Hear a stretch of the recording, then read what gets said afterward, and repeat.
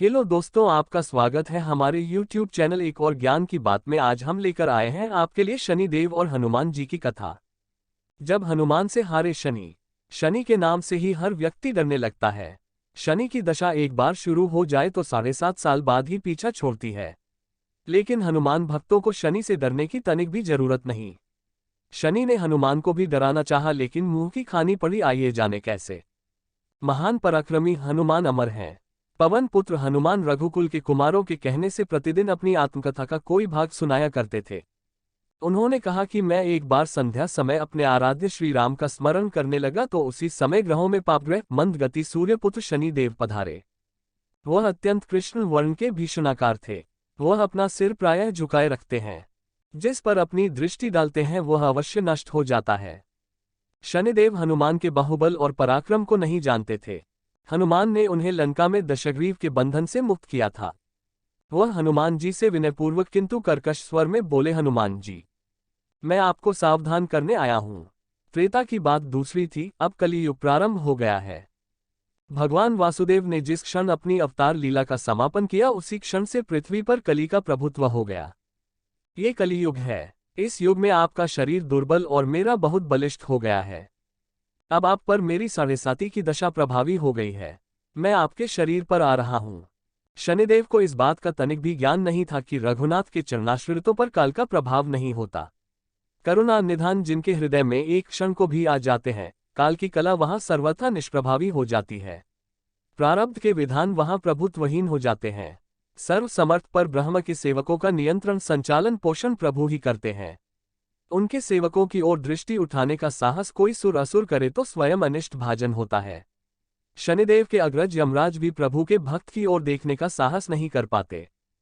हनुमान जी ने शनिदेव को समझाने का प्रयत्न किया, आप कहीं अन्यत्र जाएं। ग्रहों का प्रभाव पृथ्वी के मरणशील प्राणियों पर ही पड़ता है। मुझे अपने आराध्य का स्मरण करने दें। मेरे शरीर में श्री रघुनाथ जी के अतिरिक्त दूसरे किसी को स्थान नहीं मिल सकता। लेकिन शनिदेव को इससे संतोष नहीं मिला। वह बोले, मैं सृष्टिकर्ता के विधान से विवश हूं। आप पृथ्वी पर रहते हैं, अतः आप मेरे प्रभुत्व क्षेत्र से बाहर नहीं हैं। पूरे 22.5 वर्ष व्यतीत होने पर 7.5 वर्ष के अंतर से 2.5 वर्ष के लिए मेरा प्रभाव प्राणी पर पड़ता है। किंतु ये गौण प्रभाव है। आप पर मेरी 7.5 आज इसी समय से प्रभावी हो रही हो। मैं आपके शरीर पर आ रहा हूं। इसे आप टाल नहीं सकते। फिर हनुमान जी कहते हैं, जब आपको आना ही है तो आइए, अच्छा होता कि आप मुझ वृद्ध को छोड़ ही देते। फिर शनिदेव कहते हैं, कलियुग में पृथ्वी पर देवता या उपदेवता किसी को नहीं रहना चाहिए। सबको अपना आवास सूक्ष्म लोकों में रखना चाहिए। जो पृथ्वी पर रहेगा वह कलियुग के प्रभाव में रहेगा और उसे मेरी पीड़ा भोगनी पड़ेगी। और ग्रहों में मुझे अपने अग्रज यम का कार्य मिला है। मैं मुख्य मारक ग्रह हूं और मृत्यु के सबसे निकट वृद्ध होते हैं, अतः मैं वृद्धों को कैसे छोड़ सकता हूं। हनुमान जी पूछते हैं, आप मेरे शरीर पर कहाँ बैठने आ रहे हैं। शनिदेव गर्व से कहते हैं, प्राणी के सिर पर। मैं 2.5 वर्ष प्राणी के सिर पर रहकर उसकी बुद्धि विचलित बनाए रखता हूं।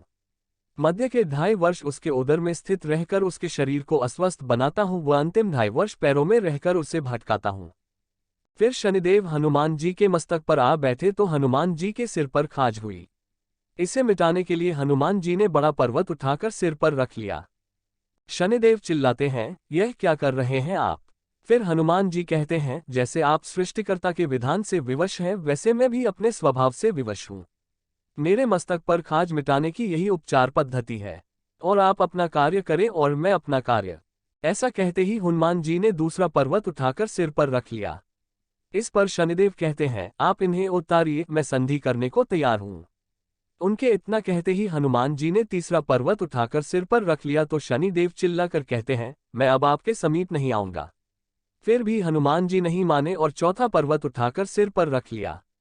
शनिदेव फिर चिल्लाते हैं, पवन कुमार, त्राहि माम ताहि माम, रामदूत, आंजनेयाय नमः। मैं उसको भी पीड़ित नहीं करूंगा जो आपका स्मरण करेगा।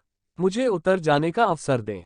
हनुमान जी कहते हैं, बहुत शीघ्रता की, अभी तो 5वां पर्वत शिखर बाकी है। और इतने में ही शनि मेरे पैरों में गिर गए और कहा, मैं सदैव आपको दिए वचनों को स्मरण रखूंगा।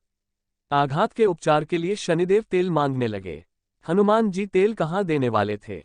वही शनिदेव आज भी तेलदान से तुष्ट होते हैं।